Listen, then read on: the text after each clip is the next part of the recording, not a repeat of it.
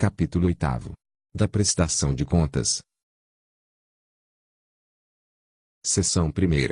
Da prestação de contas final. Artigo 28. O órgão ou entidade que receber recursos, inclusive de origem externa, na forma estabelecida nesta instrução normativa, ficará sujeito a apresentar a prestação de contas final do total dos recursos recebidos, que será constituída de relatório de cumprimento do objeto, acompanhada de Inciso 1. Plano de trabalho. Capítulo 1. FLS. 1.3, 2.3 e 3.3. Inciso 2. Cópia do termo de convênio ou termo simplificado de convênio, com a indicação da data de sua publicação. Capítulo 2. Inciso 3. Relatório de execução físico-financeira. Capítulo 3. Inciso 4. Demonstrativo da execução da receita e despesa, evidenciando os recursos recebidos em transferências, a contrapartida, os rendimentos auferidos da aplicação dos recursos no mercado financeiro, quando for o caso, e os saldos. Capítulo 4. Inciso 5. Relação de pagamentos. Capítulo 5. Inciso 6. Relação de bens, adquiridos, produzidos ou construídos com recursos da União. Capítulo 6. Inciso 7. Extrato da conta bancária específica do período do recebimento da primeira parcela até o último pagamento e conciliação bancária, quando for o caso. Inciso 8. Cópia do termo de aceitação definitiva da obra, quando o instrumento objetivar a execução de obra ou serviço de engenharia. Inciso 9. Comprovante de recolhimento do saldo de recursos, a conta indicada pelo concedente, ou DAV, quando recolhida ao Tesouro Nacional. Inciso 10. Cópia do despacho adjudicatório e homologação das licitações realizadas ou justificativa para sua dispensa ou inexigibilidade, com o respectivo embasamento legal, quando o conveniente pertencer à administração pública. Parágrafo 1º. O conveniente que integre a administração direta ou indireta do governo federal, fica dispensado de anexar à prestação de contas os documentos referidos nos inciso 5º, inciso 6º, inciso 7º, 9x deste artigo. Parágrafo 2º. O conveniente fica dispensado de juntar à sua prestação de contas final os documentos especificados nos incisos 3 a 8 e inciso 10. Deste artigo relativos às parcelas que já tenham sido objeto de prestação de contas parciais. Parágrafo 3º. O recolhimento de saldo não aplicado, quando efetuado em outro exercício, sendo a unidade concedente e órgão federal da administração direta, será efetuado ao Tesouro Nacional, mediante DAF. Parágrafo 4º. A contrapartida do executor ou do conveniente será demonstrada no relatório de execução físico-financeira, bem como na prestação de contas. Parágrafo 5º.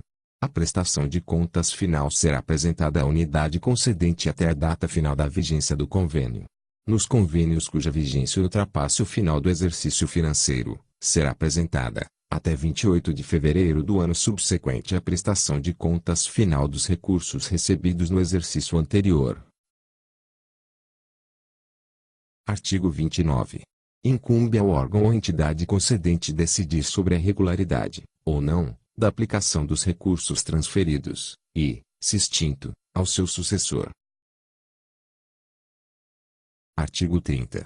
As despesas serão comprovadas mediante documentos originais fiscais ou equivalentes, devendo as faturas, recibos, notas fiscais e quaisquer outros documentos comprobatórios serem emitidos em nome do conveniente ou do executor, se for o caso, devidamente identificados com a referência ao título e número do convênio.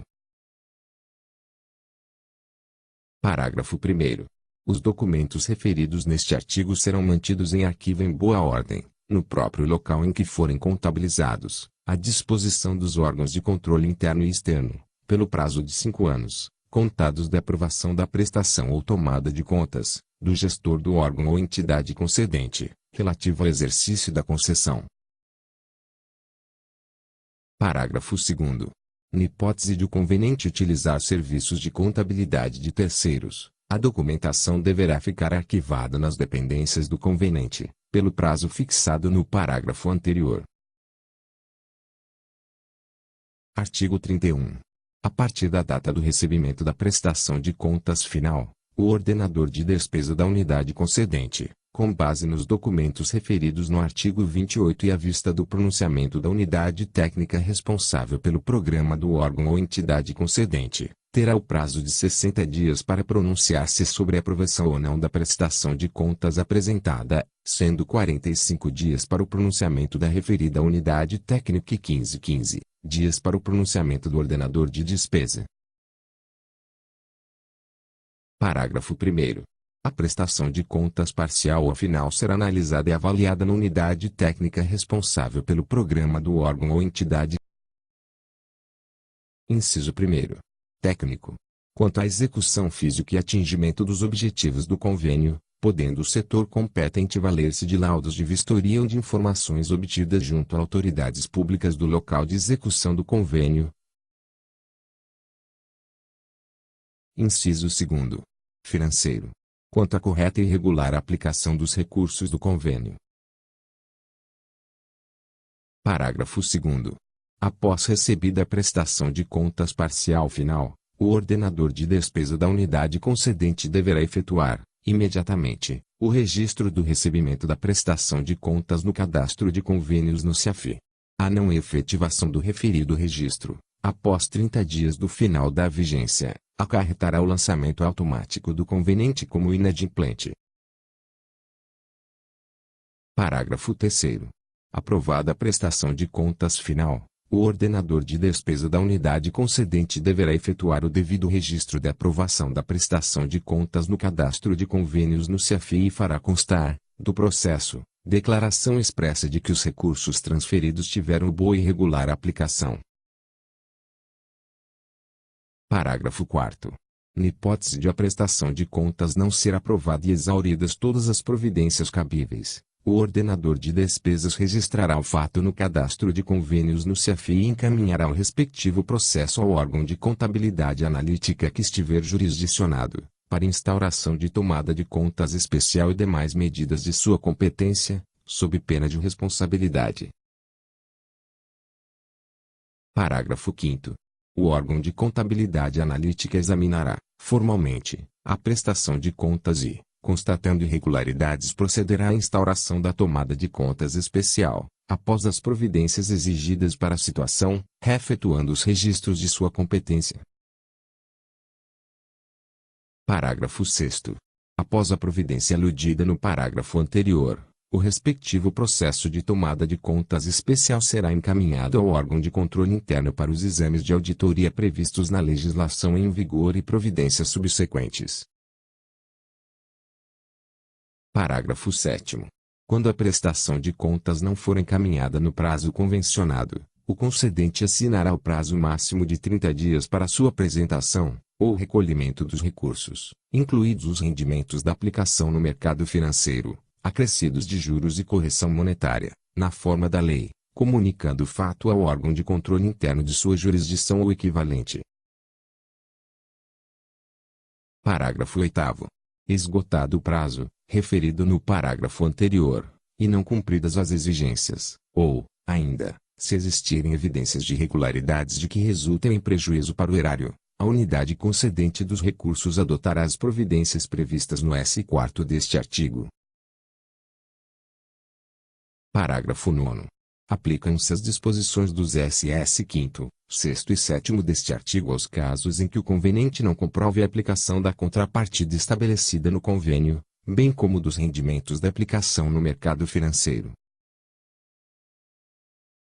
Parágrafo 10. Os atos de competência do ordenador de despesa da unidade concedente, assim como os de competência da unidade técnica responsável pelo programa, do órgão ou entidade concedente, poderão ser delegados nos termos dos artigos 11 e 12 do Decreto-Lei nº 200/67.